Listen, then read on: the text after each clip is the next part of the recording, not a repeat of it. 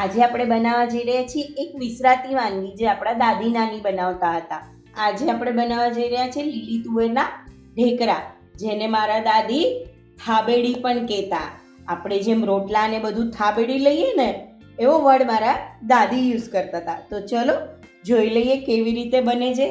સૌથી પહેલાં અહીંયા મેં અડધો કપ લીલી તુવેરના દાણા લીધા છે. 5 કપ મેં વટાણા લીધા છે.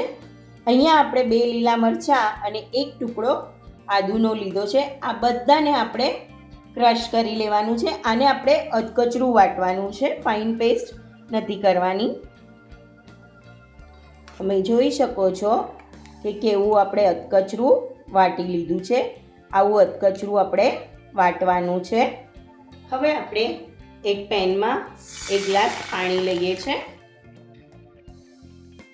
એમાં આપણે 2 ચમચી ગોળ લઈએ છીએ.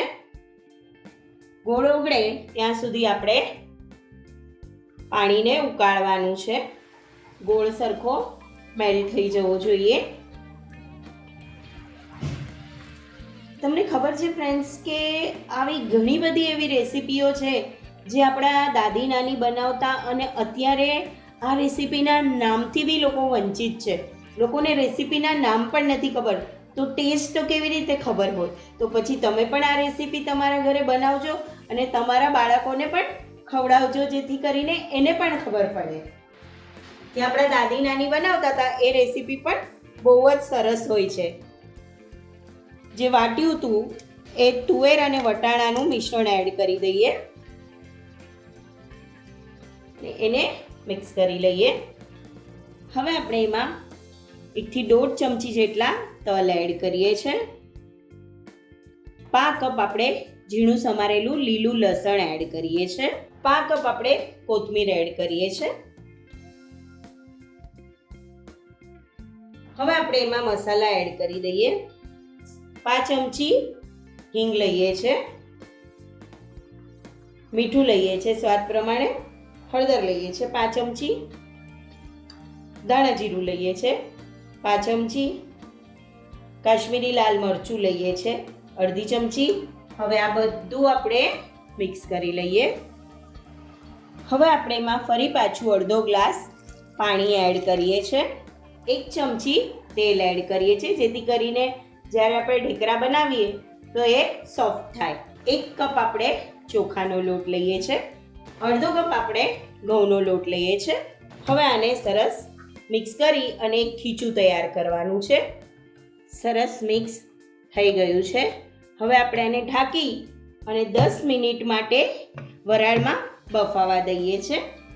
10 મિનિટ થઈ ગઈ છે. હવે આપણે એમાં અડધા લીંબુનો રસ એડ કરીએ છીએ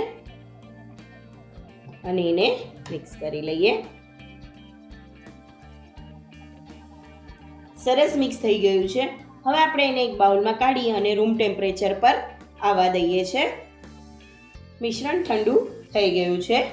હવે આપણે એમાં 1 ચમચી તેલ એડ કરીએ છીએ અને એને સરખું મસળી લઈએ છીએ. હવે આપણે એના ગોળા વાળી લઈએ. આવી રીતે આપણે એના ગોળા વાળી લેવાના છે. આવી જ રીતે આપણે બધા ગોળા વાળી લઈએ છીએ. ઢેકરા વળાઈને તૈયાર છે. હવે આપણે એને તળી લઈએ.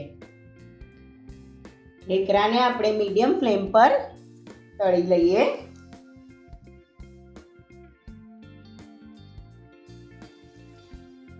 બંને સાઈડથી ગોલ્ડન બ્રાઉન થાય એવા આપણે તળવાના છે.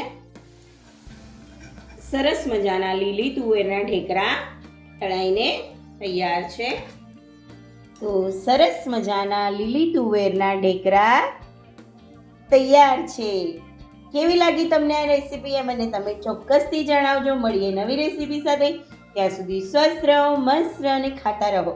અને હા, લાઈક, શેર અને સબસ્ક્રાઈબ કરતા રહેજો. Thank you. લાઈક કરો, શેર કરો, સબસ્ક્રાઇબ કરો.